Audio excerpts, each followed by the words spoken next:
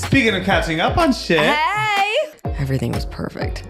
Nah. Okay. The universe was really fucking with me on this trip. So we're out Christmas shopping, like holiday shopping. We're at the mall.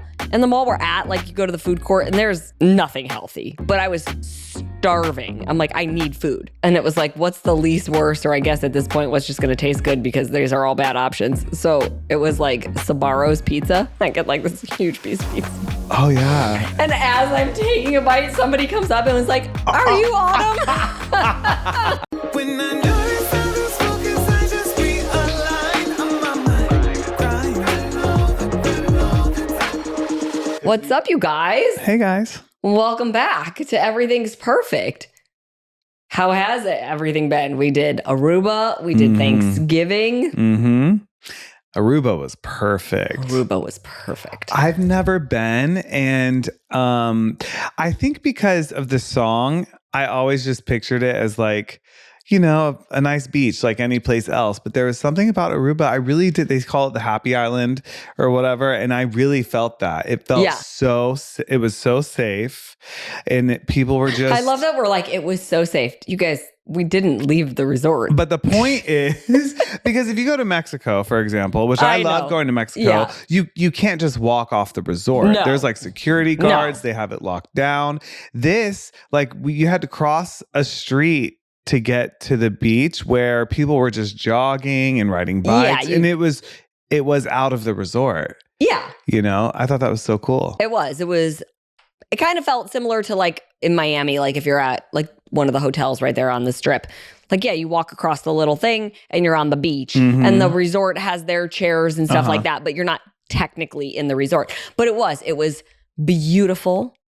The resort was beautiful. The food was delicious. Everybody was nice. We didn't have a peep show shower, right? Which was fantastic. We couldn't figure out how to turn off the damn light in the hall for a while, but our last day we figured that out. Let me tell you what, electricians, I think sometimes they do it to fuck with people.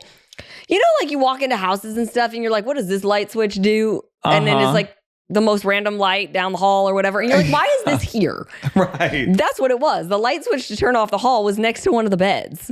Yeah, right. I remember our last night there. I was like, what's this switch do? And none of the switch looked like light switches. That was really weird. But it's so true. I was at my parents' for Thanksgiving and my dad oh no. So they have like, you know how a lot of houses have like the front family room, but then there's like a little family room off of the kitchen. It's like a big open space. So in that room, they have a TV that they never turn off because it's an old TV and it might not turn back on. Oh. But they always keep it muted because they're not watching it all the time. And Nell was like, so does this TV also not make sound? It's like always playing, but they're like, no. But anyways, the TV turned off. Oh no. And I was like, I did not touch it. And Nell was like, I didn't touch it. And my dad was like, somebody probably flipped the light switch over there. It was literally like in the opposite corner in the kitchen. I'm like, how are we supposed to know that that's going to fuck up the TV? Because that's how electricians do it. You ever see the Friends episode where Monica and Rachel switch apartments with Joey and Chandler? I remember. They're across the hall and Monica's OCD and she's like, what does this light switch do? And she keeps flicking it and punching holes in the wall trying to find it. And at the end of the episode, she's like, I guess it just does nothing. And then they pan over to Rachel and Monica's old apartment where Joey and Chandler are watching TV and Phoebe's there. And she's like, look, I can turn the TV on. With yes. And every time Monica looks at it, she's like, it just does nothing. Yeah. That is so funny. That's what it is. That's literally what happened. I was like, okay, well, you need to be putting signs or covering the yeah, somebody labels on things. Wow, we went off. But, anyway. But Aruba was amazing. It was fabulous. Then we came home for 36 hours and then you went to your parents for Thanksgiving and I went to Ohio. How was Ohio? Everything was perfect. Nah. Okay. Here's what I will say. It actually, it was a great time with my family. I had a great time. I saw my dad and spent a little time with him, but I didn't stay at my dad's. I stayed at my cousin's house. So I let Dom and Cade stay with my dad. Mm-hmm.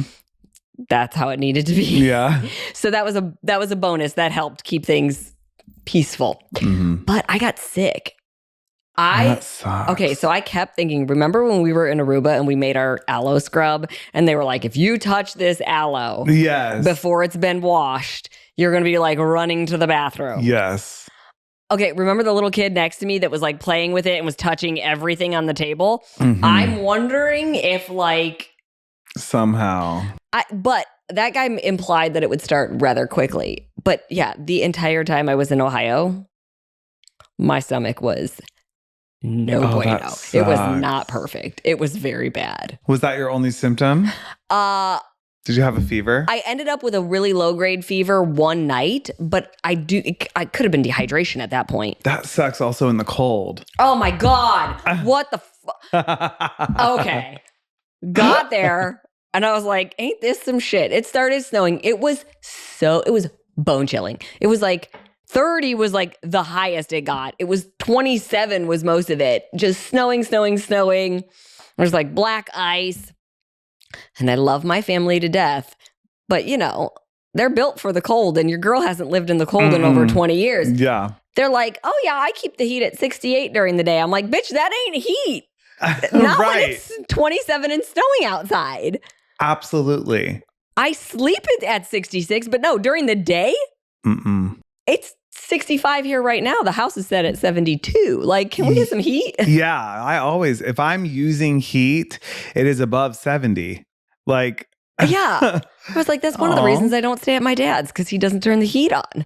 the winters can just be so bitter cold. You do forget living here. Like, Bone chilling. we especially, what year was their house built? Like, do they live in newer houses? I don't know. I mean, it's a very nice house. Yeah. Well, the reason I ask is because when I lived in Ohio, we grew up in a 100-year-old house. It was built, I think, in 1919. So like no insulation?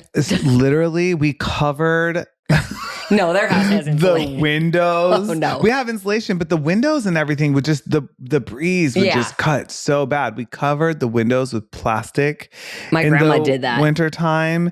And we had a huge quilt bedspread that we covered our whole front door with to keep the draft that we Yeah. could just pull aside when we opened it. It was like, literally, you better take cover in those winters. And when I started working, I was like, people should not be expected. If you have to take an ice pick to your car door to get it that's a open, problem. you shouldn't have to go to work. Like, these are not work. These are unsafe conditions. These are not work conditions. Not at all. I was like, I'm about to be the fattest, laziest person ever because it doesn't matter what I eat. It's coming right Exactly. out. So I was like, might as well eat whatever I want. That's right. And I only packed sweats. I literally was like, I'm here for 3 days. I know I'm not going to put on jeans. Good for you. Yeah. And then I just couldn't wait to get to Florida. Mm-hmm. So that was good. Yeah, I have gotten used to. So my parents have lived in Arizona now for 10 years. And so I haven't done the winter holiday with snow and stuff in Ohio in a while, but we had a really nice time. My favorite part of Thanksgiving was I have one nephew and he is like almost 2.5. And he's actually at a really fun age because last time I was there, he was still a little bit crazy. Like you're just chasing him the whole time and keeping him from hurting himself and running into things. And this time he's actually playing and he's not talking that much, but he's very much communicating, Okay. like pointing. He's making sounds like he's talking and he'll come up to you and be like, you're like, I don't understand you, bro. But it was I haven't talked to drunk people like this for a long time. Exactly. Huh? Yeah, let me take a shot. Maybe I'll make Let me maybe it'll get make on your sense. level. So it was really nice just having the family time and hanging out there. That's so fun. Yeah. Okay, I have a question. Does your family ask you all the questions that you're like, just mind your business? Well, I guess you and Nell already live together. Do you guys get are you going to adopt? Are you going to have babies? Are you going to get married? Do they ask you all the inappropriate questions that are like, can you just stay in your lane? So that my family has gotten really good when I was single, because I have been single a lot more in my adult life than I've been in a relationship. Mm-hmm. And I'm very happy being single. And sometimes, like when I'm really frustrated with Nell, I stop and I'm like, okay, you do prefer this.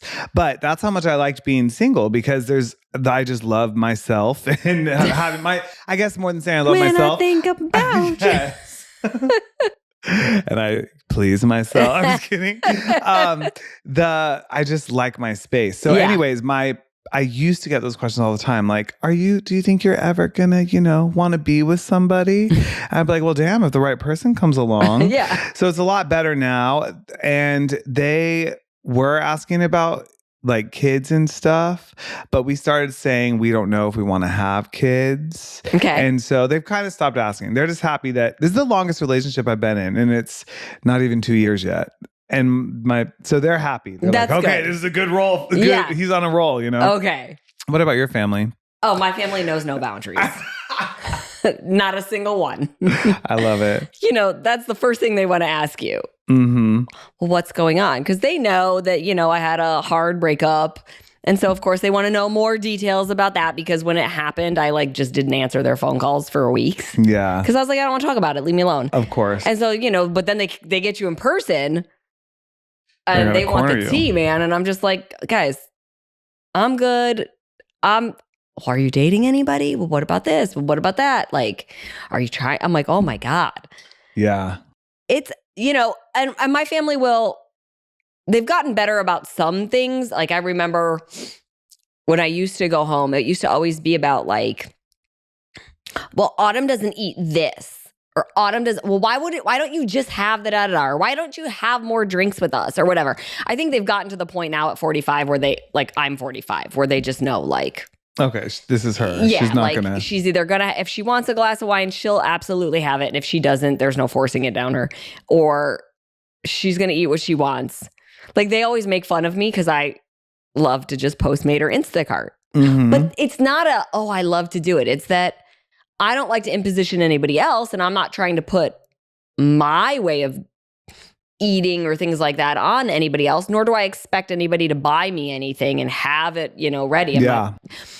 But they're always like, oh, your cousin, or, she likes to Postmate, or she likes to Instacart. And I'm always like, damn, like, let me live. Yeah. If a girl wants da-da-da, there's the foot of snow outside falling. Like, let me Instacart. That's a really big thing, actually. I think food and the holidays. Does your family do potluck style? Like, how does Thanksgiving look? Sort of. Or did it look, I should say? It's sort of potluck. It's like everybody's got their sort of dishes that they do. Like, my Aunt Donna always does my grandma's stuffing, and she always does the these white and red potatoes. Mm-hmm. My cousin Maria, who hosts Thanksgiving, usually does the turkey, couple sides, and then from there, like, my Aunt Val always does the pies. She likes to bake. And then from there, it's like everybody kind of fills in. Yeah. Was there a lasagna at your Thanksgiving? There was. I thought I saw that on your plate. There sure was lasagna on my plate. And was it were there pears on your plate? No, I think those were the white potatoes that my Aunt Donna does. Okay. Yeah. There was white potatoes. Then there was sweet potatoes. Then there was the lasagna, turkey, the cranberry sauce I made. Oh, there were green beans on there. Were they just regular green beans, or was it a green bean casserole? No, it was regular. It was more like a green bean salad, like a cold salad that my cousin did. Oh, okay. I had a roll. Like I said, honestly, it was way more. You said I might as well just take this shit and throw it in the toilet. It's going to get there. No, literally. The same amount of time.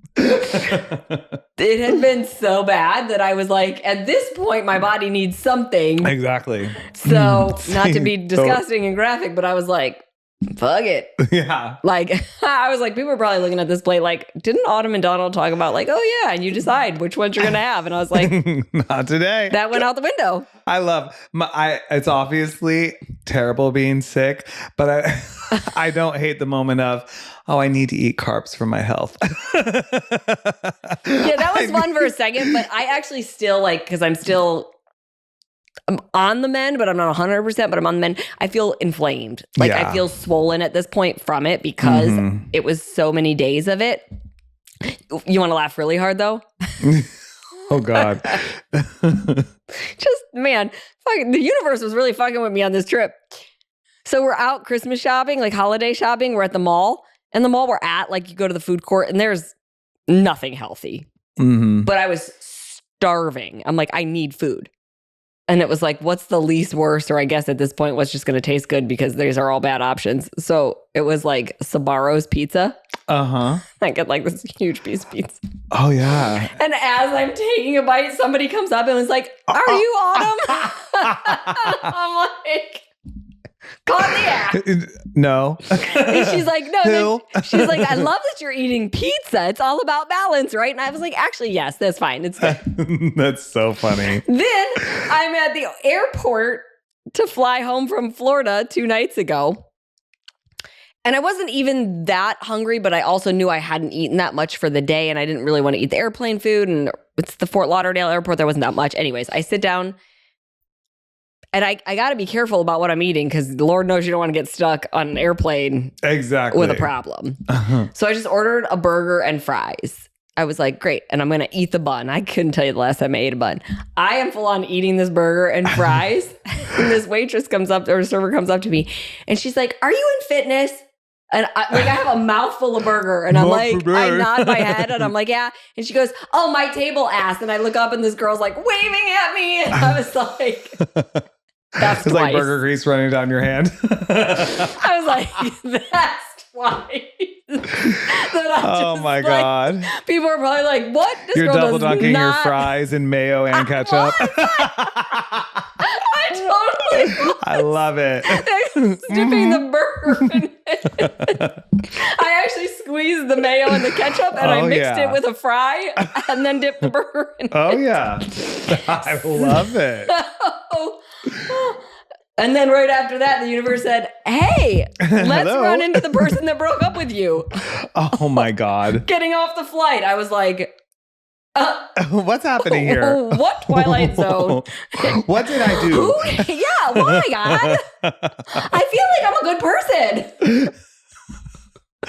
Damn. I'm sweating right That's now. rough. Just thinking about it. I am sweating. Wow. So, boundaries. Yeah, I'll say. Anyways, let's go back to that, though, boundaries, because I think that's something people deal with a lot.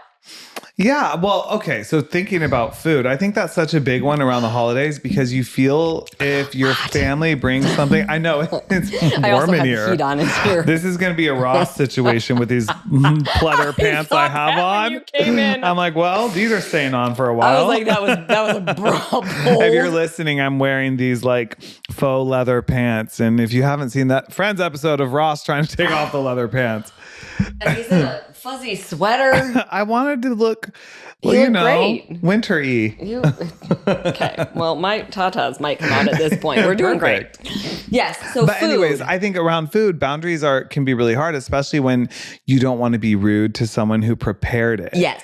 And so it's like, how do you set that boundary? Because even though, yes, you don't want to be rude, the fact is, if you don't want to eat something, that should be the number one place you can comfortably set a boundary and say, I don't eat that. And Whatever your reasoning is. Maybe you're allergic. Maybe you don't like it. Maybe you're on some don't diet or want it. nutrition plan. We feel this like reason also sometimes that we have to explain ourselves when we set a boundary. And you really don't even have to do that. Well, it's like they say, no is a complete sentence. That's absolutely right. And I think that this doesn't even just apply to the holidays, but I know the holidays can be so stressful when you're around so much family and everybody has questions about different. Are you going to college? What are you doing with your life? Are you babies, marriage, food, all the things. Everybody wants to comment on everything. But in terms of food, I think, that can be a year-round thing. Like if you pivot, right? Because we're coming up on the new year and people want to, a lot of times make Some new health goals and make some changes. And I don't know why people think it's their place to weigh in on how somebody else is choosing to eat. Mm-hmm. There is one thing when you're looking out for somebody and their health of if they're significantly overweight and they're struggling and maybe they've asked you to help them, or, you got to be careful when you say significantly underweight because people always seem to think I'm underweight. I'm like, I promise I'm good. I eat all the time. Yeah. Reference the pizza and burger. Yeah. Just ask anyone who sees me in public. But they do. And like everybody, you know, like, oh, if you say something like, oh, I'm trying to lose weight or I'm trying to be healthier, so many people will kind of chime back in with like, oh God, that's so ridiculous. Or just eat it. You only live once. And it's like, so how do you set that boundary? Me personally, I had to do it a long time ago when I was a fitness competitor. That was like the first time I really had to deal with it. And I just got really good at being really matter of fact. No, I'm good. No, I'm in training. No, I don't eat that anymore. No, I'm not eating that right now. And if they would or, you know, if they'd make a snarky comment or whatever, I just sort of tuned it out, let it roll over, kind of would remove myself maybe from the situation if I could, like depending on where I was at, like start another conversation with somebody, not in a rude way, but just in a like that conversation is over. We're not going into why I'm not. I'm not. That is my choice. That's the end of the discussion. Yeah. You know, I think a good way to say it is to, like, I'll say, no, thank you, but it smells wonderful. Or no, thank you, but enjoy. It looks so good. Right. Or no, thank you, but Compliment. And then say something that like compliments it or takes away, because I think the reason people push is because, at least maybe this is what I've made up in my head, because there's this game of, oh, you're not eating it, so you think you're better than me because I'm eating it. Yes. And so then they go into, well, it's the holiday, so they're pushing you to do it, so then they don't have to feel bad about eating it. When it's like, bitch, I give zero fucks about what you eat in this moment. You can do whatever you want. I'm just trying to manage what I do. Yeah. And so that's why I try to give like a. Yeah. Like, no, thank you, but oh my God, it looks good. Enjoy. I like that. I think that's good. You know, but some people still are like, why not? And then it really is as simple as, well, because I don't want to be a fat bitch. And I'm just kidding. I mean, but not really. But not in that mean way, but not like because you're trying to be healthy. Nell is actually, if I give a real life scenario, I am someone who enjoys I really do not overindulge in most things that I can think of right now. And when I was younger, I did a little bit more, but I think that's just a part of maturing, or it was for me anyways. But I still will be like, oh, let's have, you know, like some, and now basically like if I want pasta, for example, Nell will be like, I'm really focusing on my fitness and I would rather have hearts of palm pasta. Okay. And I find myself saying to him, well, a little carbs are actually not bad for you and there's nothing wrong, and pushing him when really what I should do is say, okay. You know what I mean? You but can it's have hearts hard of palm, because I'm gonna have blah, blah, blah. Exactly. So I only say that to say I understand that instinct to try to get someone to enjoy something with you, especially something that for whatever reasons you are really looking forward to. But if they don't want to, we should all collectively agree to just respect that boundary that people set. I think sometimes too, it's a bonding thing when it comes to food. Totally. Like if you're out on a date, I know this came up a lot, like for me over the years in general, like, you know, a lot of times somebody wants to order a glass of wine or a bottle of wine. Oh, do you want to get a bottle? Because that's 2 glasses each, right? And for me, a lot of times I would find it where it would be like, oh, like I'm not really drinking, or I don't really want to drink a lot right now, but like you're also trying to be present in the moment and enjoy. And I just had to be okay with it in my mind and saying, oh, I'm going to have one, so probably not the bottle. Because I won't have a second. So like, unless you're going to drink the rest of it, I'm only going to have one. And by the way, if you're with somebody that really understands you and respects your choices, then they're not going to have an issue with that. Yeah. And so that's fine. But I think sometimes it feels like it's the bonding experience of enjoying it together.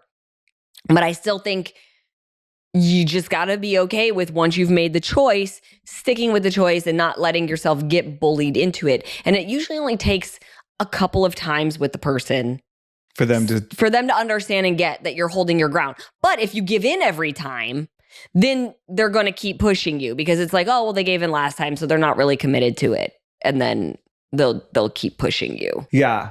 I also, like when I was vegan, I would communicate in advance with people about what I did or didn't eat. And why are you smiling like that? Because I was an asshole and I was like, don't you want a burger? You know you want it. You know you want a steak. He sure did chip away until she cracked. Look Only at me now. Only because you would tell me. I dreamt about a burger. My friend was like talking about me eating meat and he was like, are you okay? I was like, I Never hope better. so. Yeah. But I would tell people in advance, like just a reminder, I don't eat dairy, or I'll still say that. Yeah. Like if I'm going someplace and there's a menu, I'll be like, I'm going to bring this just as a reminder. I don't eat dairy, but make whatever. Yeah. And so 2 things. I like to bring, let's say it was a dessert and I brought a healthier dessert option. I'm not going to eat what's there because it has a lot of dairy in it, for example, but I bring enough of what I have to share. So if someone wants to have that bonding experience, they can step over to your side. My side. Come to the dark side or the light side. Right. Or like if I, whatever it is that I make enough to share. And so it's not like, well, this is I'm going to have this experience over here. Yeah. But you like at some point we have to stop. When I was working at the restaurant, I told people, I don't think anyone should take in calories that they don't want. Like that should never be something you do because you feel pressure to do it. Right. That's something you should do because you enjoy or you have a specific goal, whatever. But it's about you, not pleasing other people. Well, okay, let's move off the food for a second. Like, what about when trying to find the right piece? How many cups? Yeah. Because food is one of them. But then you get on the topic of depending on your age, like, well, are you ever getting married? Are you ever going to find somebody? You're alone again for the holidays. Like, it's like, first of all, to the people saying that to somebody, can you just use like a semblance of common sense that might hurt somebody? Like, some people might be completely okay with it. Listen, they may have been burned a million times. They're good. Like you said, you were very happy being single. That's a good space and you were in it for as long as you wanted to be in it until the right person came along.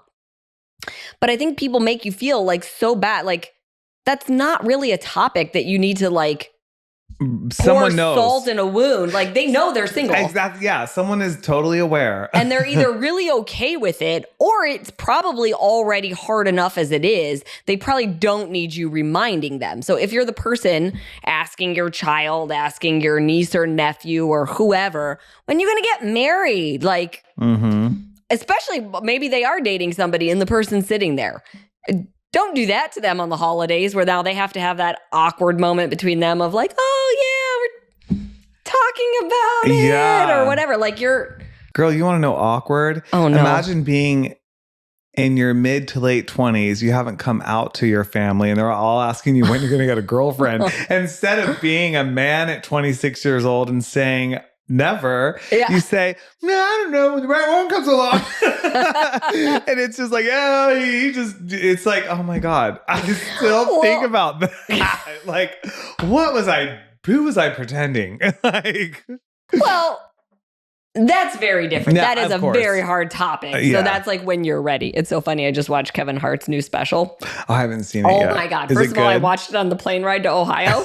And I put it on before, like I was sitting in first, so everybody's boarding and I'm watching it and I am crying listening to it. It is so funny. And people probably thought I was insane.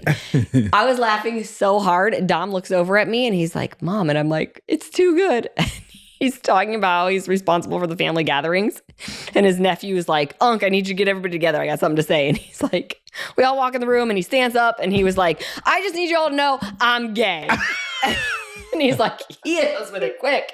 But then Kevin goes into it and he's like, I just like to speak for all of us and say, we know. Like, he's like, he was in a tube top that says my booty hole's brown. That's so funny. I was dying. I have to see You it. have to watch it. It's so good. But anyways, point being, yes, like, they ask you that question, like, when are you going to get somebody? And it's like, you're either irritating the person because they're quite content being alone. Yeah. Or maybe they're in a healing process from getting hurt. Like they don't, like, I know, you don't always share the second you're in a relationship because you want to see where it goes. Or they're already probably having a hard enough time that they're single and it's the holidays. Like maybe shut the fuck up. Maybe mind your own fucking business. Right. I think maybe part of the problem is people just don't know how to start conversations. And so they pry about things that to some people, they might not feel comfortable talking about and also not know how to set a boundary. I was at a birthday party and one of my friends who I haven't seen in a long time was there. And I was like, so are you good? He was like, yeah, I'm good. And like time ago. And I'd be like, so really everything's good with you? I must have asked this bitch like 6 times, everything is good. He was like, do you want something to be wrong with me? I was like, honestly, I just don't know what to say. Give me more than yes. Yeah. Trying to start a conversation. Yes, exactly. I'm great. This is what's going on in life. Yeah. And I honestly, it's like, it was funny. We laughed about it. And he wasn't offended at all. But I do oftentimes like to ask people, so what's new with you? Because then if someone says, oh, I got a promotion, they're opening the door to ask them about their work. Right. Or if someone says, oh, I'm seeing someone or I'm in the dating pool, they're steering it there instead of approaching someone being like, so you seeing anyone? How's your job going? Right. I think opening conversation, but leaving space for people to talk about what they're comfortable with is the thing. Yeah, it's the way you ask the questions. And I love the open-ended, broader question, like you said, like what's going on? Is there anything new? Mm-hmm. That kind of thing. Or like, what are you looking forward to this year? Or like, what was the best thing that happened this year? Yeah. Where you can ask those questions and let somebody search for something good.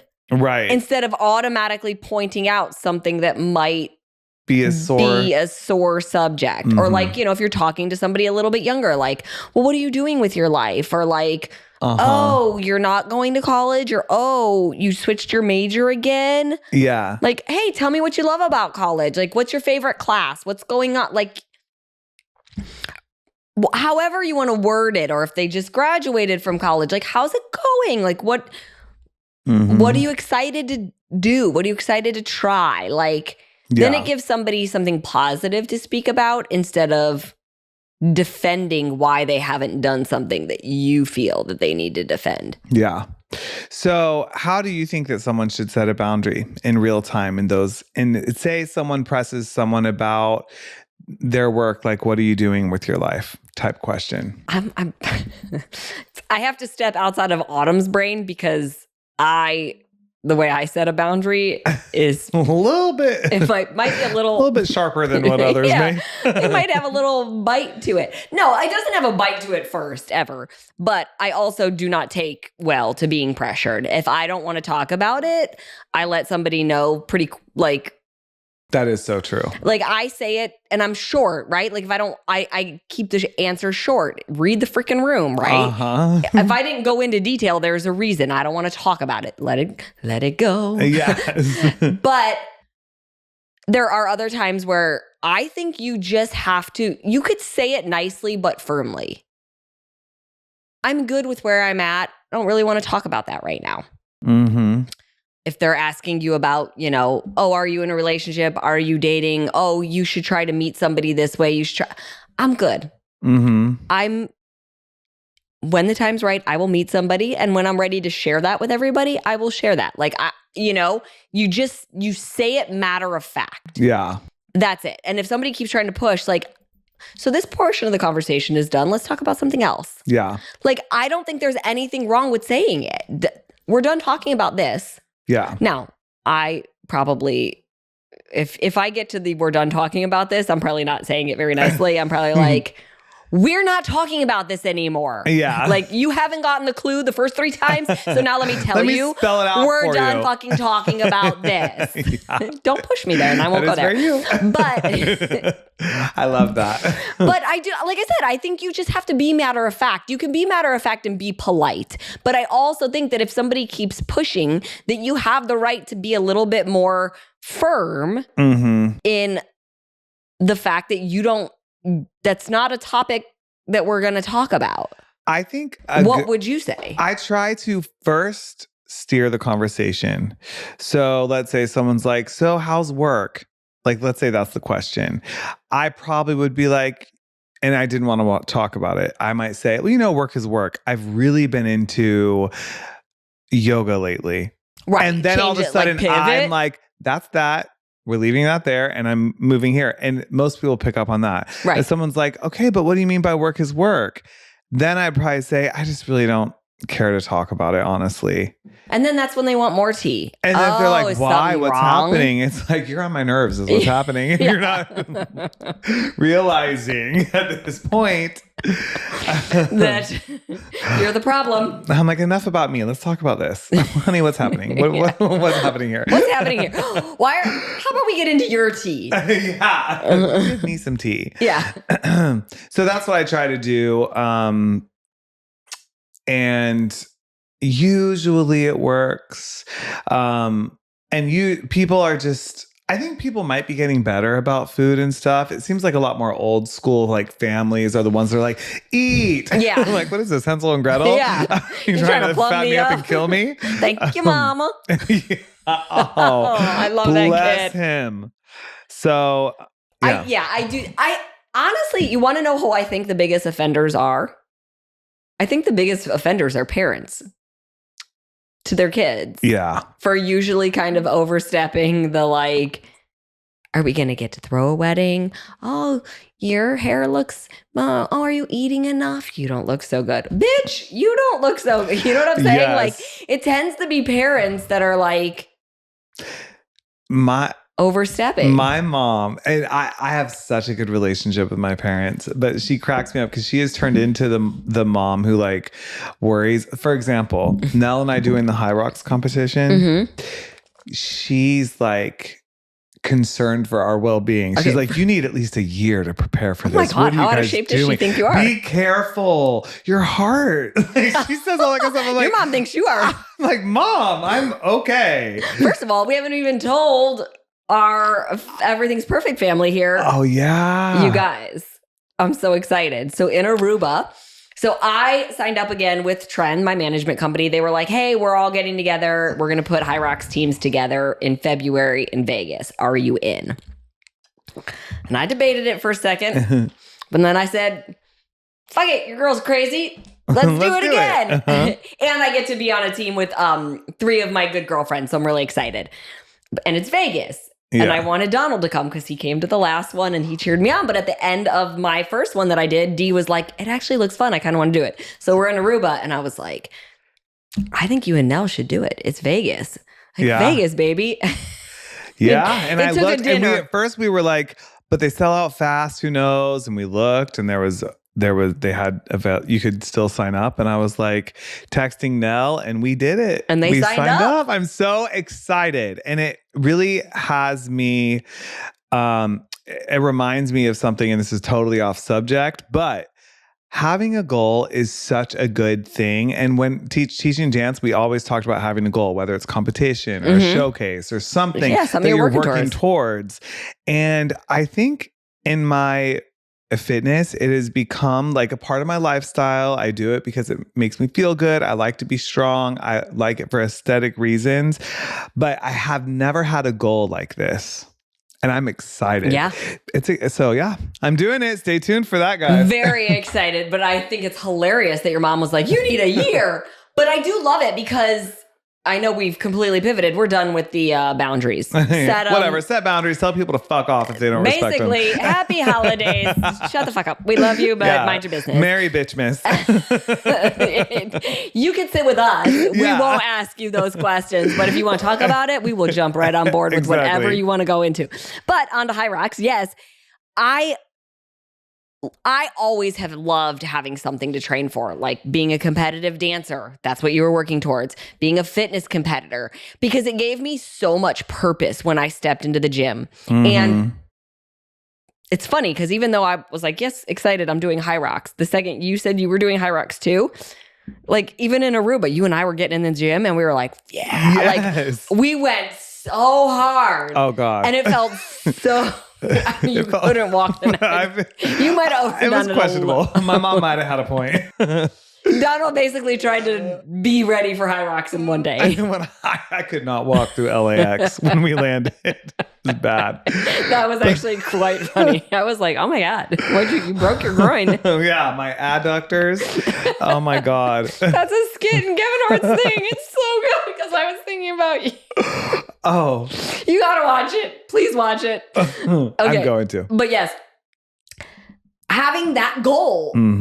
I get up every morning and I'm so excited. We're doing the Hustle Hard workouts and I'm like, this is going to be so great because obviously the way I designed Hustle Hard, very functional, but also endurance based, but muscle building. Like, so it's just having that goal, whatever that goal is, because it's like, great, we have a date, a deadline. And that's the beauty of obviously having a program is like, great. It's like, what can I accomplish by the end of this length of time? But I really think that competitive side, and you're fine.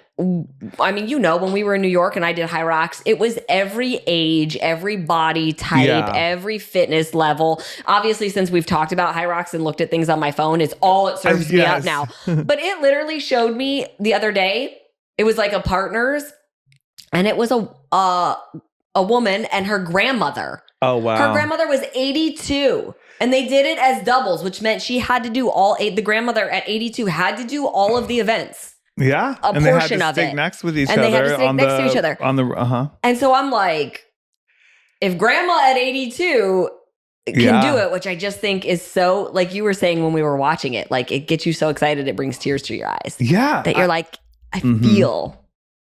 Yeah, it's really exciting. And it just makes, I was also thinking, because, you know, we've had like our AI episode and everything is just getting so much AI. Distorted and not real. And I was like, what we always have that is like organic is our fitness. One of the things. Like we always, there's no AI that's going to be able to make us physically active and healthy. Yes, you can lose weight via different weight loss drugs now, but that does not mean that you're healthy. Now, of course, you can be healthier. It doesn't mean you're fit. That's what I mean. Yes. Like athletic. Doesn't mean muscle, athletic, strong, functional movement patterns. Yeah, there are definitely like products and peptides and things that everyone's using that help. And I'm not anti any of those things, but still, it is about you showing up. Yeah. And doing the work. And I love that. And now I have a goal while I'm doing it. I kind of think the next thing I want to write for a group for us is an at-home training program that would train somebody for like a HYROX competition. I think that's awesome. Because, you know, like there are gyms and stuff that offer it. Like F45 is a member with HYROX. Like they team up.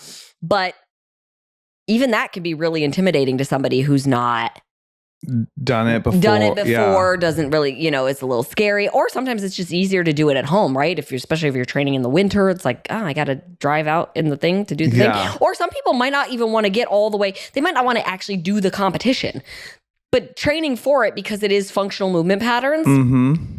So I do think that's like the next thing I want to write is something to train for that. I love it. And it showed up in my regular life. Like while we were in Arizona, for Thanksgiving, we went to a park with my niece and nephew. And my niece is probably like 50 something pounds.